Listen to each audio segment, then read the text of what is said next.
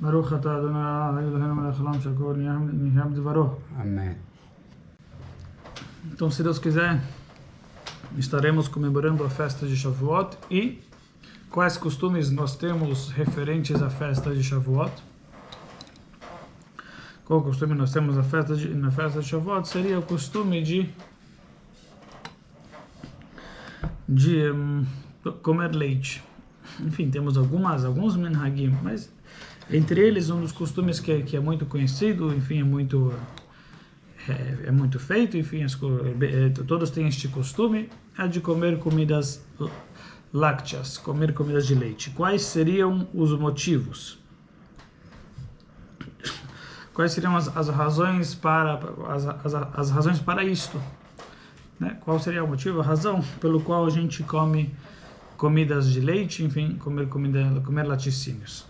Então aqui ele vai citar para a gente nada mais, nada menos do que 19 motivos.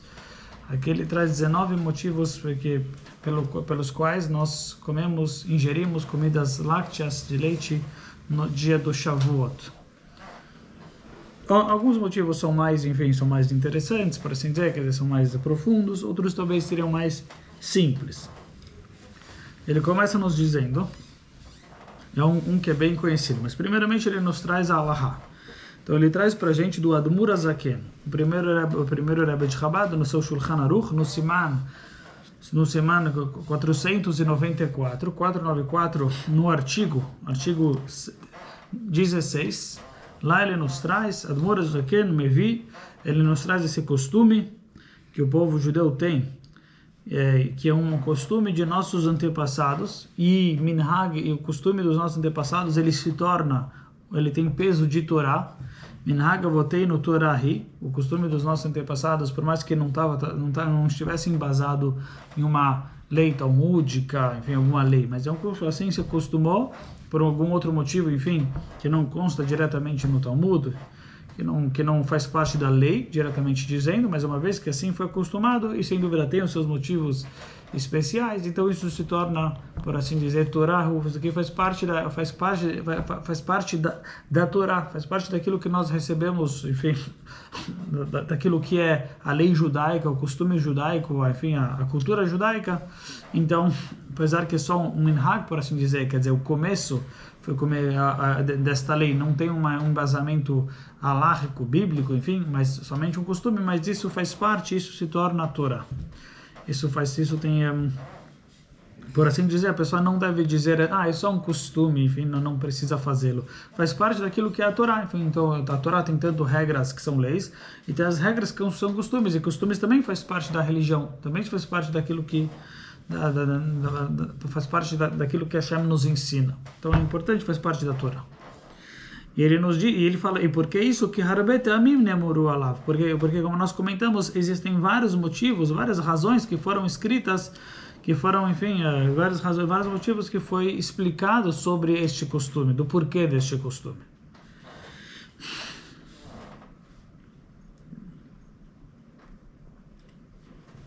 Então, enfim, como a gente comentou, existem alguns que são mais simples e outros que são mais profundos, mas existem várias razões.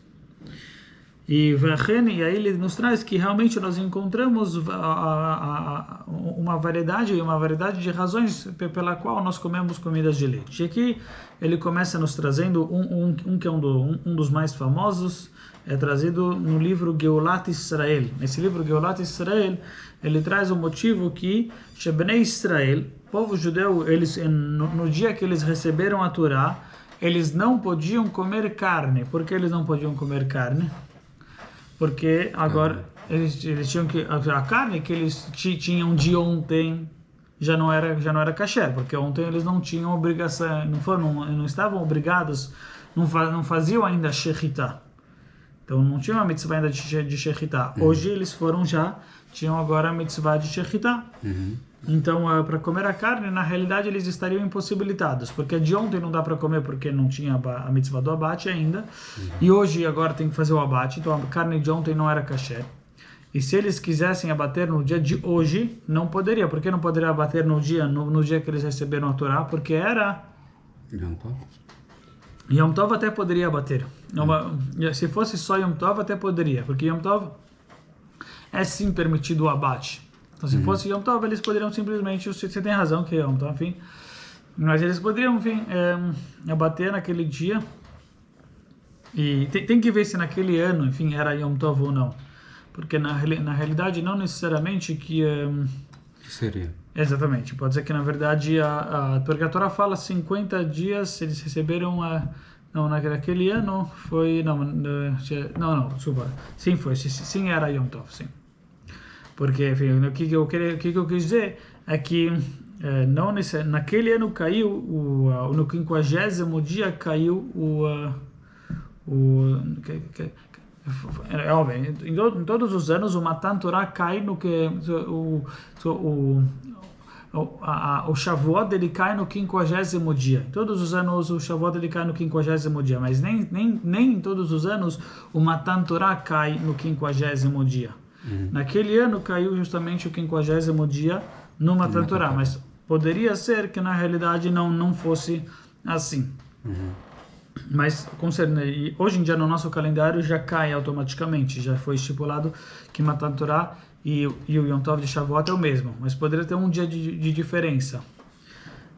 Enfim, porque na Torá a gente encontra que o Yom Tov seria o Shavuot foi no dia 6 de o Shavuot foi justamente no dia 6 de Sivan e também foi o 50º dia da contagem da contagem, mas poderia ser que o 50º dia da contagem não caísse no dia 6. Naquele ano caiu e para a gente sempre vai cair, porque já foi feito assim o calendário, mas poderia de repente ser que o 50º dia, se o mês tivesse um dia a mais ou um dia a menos, esse mês quantos dias nós temos o mês de Iyar? O mês de Iyar nós temos 29. Tanto é que amanhã já era os Chodesh. Amanhã já era os Chodesh, então e amanhã já é dia 1º, e hoje é dia 29, quer dizer, nós não temos o 30º dia. Mês de Nissan nós tivemos 30 dias. Mas então, quer dizer, o mês pode ser 30 ou 29. Aqui no caso cai justamente 30, o Nissan 30 e Iyar 29, então sempre vai cair. Claro. Mas se caísse, de repente, se tivesse 30 dias e 30 dias, quer dizer, se o nosso mês de Iyar tivesse também 30 dias, então Shavuot iria cair no dia... Shavuot iria cair no dia 5. Se nós temos 2 meses com dia 30, então em vez de cair no dia 6, iria cair um dia antes, porque a gente teve mais um dia de Iyar. E se fosse o contrário, se o Nissan tivesse 29 dias, então seriam 2 meses com 29 dias, e aí automaticamente o 50º dia iria cair no dia 7. Seria um dia a mais. Então por isso a gente tem essa diferença, enfim, entre... Mas pelo menos, enfim, na prática nós sábios já estabeleceram e fixaram que o calendário vai sempre cair o dia 6 no 50º dia. Mas como a gente falou, o 50º dia poderia cair teoricamente ou no dia 7 ou no dia 5, dependendo se o mês iria ter 30 dias ou 29 dias. Então a Torá falou que no 50º Yom Tov. Então naquele ano, enfim, sem dúvida, 50º dia, Matan Torah e era Yom Tov. Só que Yom Tov é permitido fazer Shechitá, e já que é permitido fazer Shechitá, então eles poderiam, a princípio, haver feito Shechitá. Então por que eles não fizeram? Porque além de ser Yom Tov, era... Shabbat. Exato. Além de ser Yom Tov, era Shabbat. Já que era Shabbat, aí já não tem mais como fazer... Shechitá. Não tem mais como fazer Shechitá. Então ele fala, eles não poderiam utilizar a carne de ontem, os utensílios de ontem, enfim, porque não eram kasher.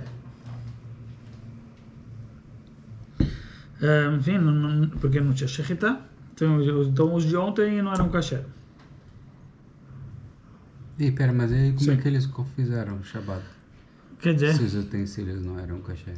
Tá bom, eles a princípio tinham que usar... A verdade é a seguinte, talvez, teoricamente, eles poderiam até limpar os utensílios, enfim, deixar eles totalmente limpos e utilizá-los frios. Podiam utilizá-los frios, desde que não fosse de barro, enfim, se não fosse de cerâmica nem de barro, poderiam utilizá-los frios. Essa é uma opção, enfim, só para aquele dia. Ou outra opção era realmente não, quer dizer, carne precisa cozinhar, mas então para carne é necessário mais usar Mas a carne utensílios. não era disponível. Então, exatamente. Então, então talvez ele não ia precisar usar os utensílios no Shabbat. Para leite, talvez ele não fosse necessário usar utensílios. Enfim, acabaram utilizando descartáveis. Eu quero dizer, enfim, talvez acabaram não tendo que... Mas é uma boa, enfim. Não tendo que usar os utensílios. Certo? E hoje, e no dia de hoje, e assim também, eles não poderiam fazer a shritá no dia de hoje. Por quê? Porque era Shabbat. Então, por isso, eles foram obrigados a comer comidas de leite. Pois não tinha possibilidade de comer comida de carne. É daí que vem o costume. Essa é a primeira opinião.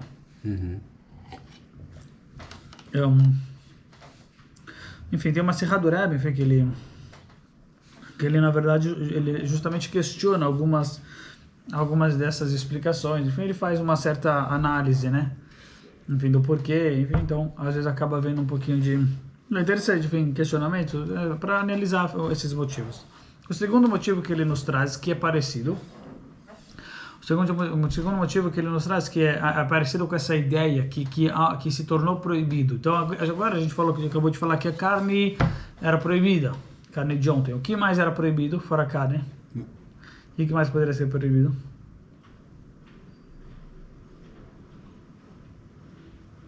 Halot? Por que halot seria proibida? Porque foi feita ontem com os utensílios? Tá bom. Não? Tá bom, certo. Tem um certo... Se foi feito ontem, então realmente... Enfim, não teria como fazer hoje ralar também, você tem razão. Porque Shabbat não Tá bom, fazer. certo, verdade. Mas aqui ele traz o vinho, o vinho se tornou proibido. O vinho muito mais, certo. É verdade. Porque o vinho deles, agora que eles receberam a Torá, agora o vinho deles tinha lei do quê? O vinho deles a partir de agora tinha lei de vinho, Yain Stam, o Yain Akum, enfim, o vinho Stam, o vinho de idólatra, enfim, o vinho comum, enfim, o vinho para ele ser kasher, né, tem que ser produzido, como nós comentamos em uma outra aula, tem que ser, enfim, produzido somente pelo judeu, enfim, que foi aquele que fez todo o processo. Então, uma vez que eles no dia anterior ainda não eram povo judeu, ainda não haviam recebido a Torá. Então, o vinho de ontem era um vinho de não judeu, enfim, um vinho idólatra, um vinho stam, que não é permitido ingeri-lo. Por mais que essa é uma lei rabínica na realidade, enfim, a lei de a não ser se eles fizeram a vodazará com aquilo, se a pessoa fez a vodazará com aquilo é uma lei, enfim, com certeza da Torá, mas se a lei do vinho, né, do não judeu, não é uma questão que é uma suspeita que eles faziam assim, então por isso nossos sábios eles proibiram tudo de uma vez, por conta dessa suspeita que poderiam utilizá-lo para idolatria, mas então é uma lei rabínica, mas mesmo assim, quer dizer, então a gente poderia perguntar, Shechita é uma lei da Torá? Então, por isso dá para entender melhor. Uma vez que agora eles têm lei da Torá, então já não podem comer da carne de ontem que não era kasher. Mas o vinho de ontem, mesmo que era vinho de não judeu, ainda não tinha essa, porque eles eram considerados, enfim, não judeu até ontem, ainda não tinha essa lei de vinho stam, vinho de um não judeu, enfim. E aí nessa, não tinha essa lei, porque essa lei é rabínica só, enfim. Mas é que eles suspeitaram que a pessoa, mas mesmo assim ele traz, para assim dizer, a princípio que já, enfim, já havia, enfim, já começou essa lei, e por isso, então, já estava vigorando essa lei, então um vinho não era um vinho kasher, e por isso eles tinham que fazer, como eles iriam fazer o kiddush, então? Com suco? Com suco de uva? Suco de uva teria o mesmo problema do vinho. Então... Suco de uva seria o mesmo problema. Com leite. Exato, isso mesmo, é isso. Então eles precisaram fazer o kiddush com outra coisa. Com outra bebida que também era uma bebida, enfim, ele fala que é uma bebida importante, enfim, que tem uma certa importância, e por isso então eles fizeram kiddush sobre o leite. Já que eles não poderiam fazer kiddush sobre o vinho, então fizeram kiddush sobre o leite. Então este é um segundo motivo. Terceiro motivo, que aí já é um motivo mais profundo, já que a Torá ela foi comparada ao mel e ao leite. Como consta no versículo, o versículo nos diz,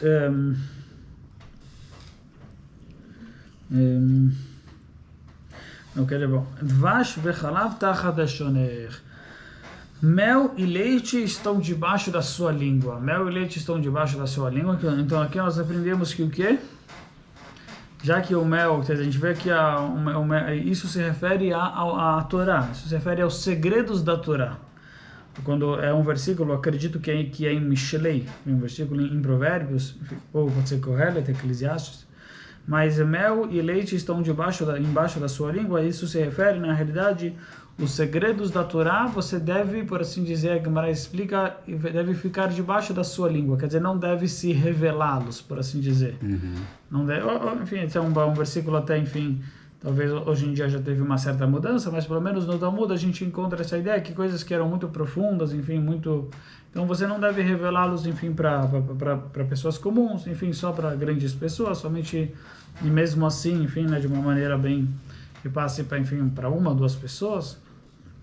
Mas daqui a gente vê que a Torá e em específico, na verdade, que no caso a parte dos segredos da Torá, a parte interna da Torá, a parte íntima da Torá, então ela é comparada com o mel e o leite. O versículo fala, mel e leite debaixo da sua boca, isso se refere ao estudo da Torá, que ele deve estar em segredo, já que são coisas muito profundas, enfim, que nem todos poderiam captá-las, entendê-las, compreendê-las. Então, por isso, já que a Torá foi comparada ao leite, depois a gente pode explicar melhor, enfim, essa comparação da Torá com o leite, né? Porque qual o segredo, o que está por trás dessa comparação da Torá com o leite, o que o leite tem de especial, mas pelo menos o leite foi comparado com a Torá, e seria aqui no caso com relação à doçura. São palavras muito doces, mel e leite, tem a ver com a doçura. Essa doçura, enfim, a doçura da Torá foi comparada com o leite, com a doçura do leite, enfim, nesse sentido que a Torá também é muito doce, que a Torá tem essa doçura. Então, por isso, a gente toma o leite no dia que foi otorgado a Torá, porque a Torá e o leite têm essa comparação que os dois são muito doces. E no caso aqui, mel também, mas, enfim, o costume é leite. Uma segunda explicação é porque nós tínhamos um korban, um sacrifício especial que era feito no dia do Shavuot. Como se chamava esse sacrifício? Shtei halechem. Shtei halechem era um sacrifício que ele vinha, assim como nós temos Omer, né, Sefirat Omer, era um korban, era um sacrifício que era feito no primeiro dia da contagem do Omer. Então, ele era justamente trazido no dia 16. No dia 16 de Nissan era trazido um korban, que era uma farinha, enfim, Omer, uma quantidade de farinha, Omer, uma quantidade de farinha de cevada da primeira colheita. 50 dias depois se trazia também um korban, um sacrifício, da primeira colheita do trigo. Então, enquanto lá na primeira semana foi da cevada, aqui, então, se fazia esse korban na Omer, se trazia a primeira colheita, a partir disso daqui se tornava permitido comer, enfim, a gente estava na primeira colheita para Hashem, e aí se tornava permitido comer também o restante da colheita. Mas no 50º dia do Shavuot, era feito esse mesmo korban, só que agora com trigo. Então lá, enquanto era feito de cevada, agora a primeira colheita do trigo era feita justamente no dia do Shavuot. Chamava Shtei halechem, ele vinha no formato de 2 pães. Korban era no formato de 2 pães. Interessante que Hashem fala para trazer dessa maneira. Era um korban até interessante, que ele era chametz. É o único korban, enfim, que a gente encontra, que ele era chametz, que ele era fermentado. Tem outro que é o korban todá. Korban todá ele também era fermentado, mas aí não é um korban de festa, enfim, mas assim, de korban de festa que era fermentado, o único tinham esses dois, korban todá, o sacrifício do todá, que era hametz, e esse aqui também que era hametz. É interessante, isso aqui é outra coisa também que a gente pode explicar, enfim, a gente pode extrair uma mensagem, qual o significado, né, que justo era hametz. Mas pelo menos aquilo que nós porque é justo esses korbanot eram hametz, o restante a Torá proíbe, não pode ser hametz. A Torá fala que toda coisa que é fermentada e todo mel não pode entregar aquilo lá para Deus. E aqui a Torá está falando para a gente que o quê? Que nesse daqui era feito de hametz. Então tem alguma coisa especial, sem dúvida. E é justo o contrário daquilo que era em Pesach. Quer dizer, Pesach, o korban Omer, enfim, era justamente tudo matzah, nada poderia ser hametz. Aqui a Torá fala para a gente que não era para ser hametz, mas não era para ser matzah, que nem todos os korbanot, mas sim hametz. Mas pelo menos então eram 2 pães que eram trazidos. Era esse sacrifício chamado Korban Shtei Alechem. Depois a gente pode ver mais detalhes sobre esse sacrifício. Basicamente eram 2 pães que vinham da primeira colheita do trigo. E agora, já que a doutora falou 2 pães, por isso a gente também deve fazer, em lembrança, 2 pães devem fazer, por assim dizer, 2 seudot. Então daqui uma de leite e outra de carne. Então primeiro, a mesa ela substitui o mizbeach. A nossa mesa, a nossa casa substitui o mizbeach. Lá no korban, no sacrifício do Shavuot, tinham 2 pães.